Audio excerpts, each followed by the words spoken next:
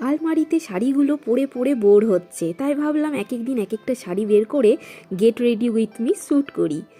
তাই জন্য আজকে এই শাড়িটা বের করে নিয়েছি। এই শাড়িটা আমার শাশুড়ি মা আমাকে একবার দুর্গাপুজোর সময় কিনে দিয়েছিল। আর মেকআপ আমি খুব বেশি কিছু করতেই পারি না, যেহেতু এটা গেট রেডি উইথ শ্যুট করছি তাই ভাবলাম আর বেশি কিছু দিব না।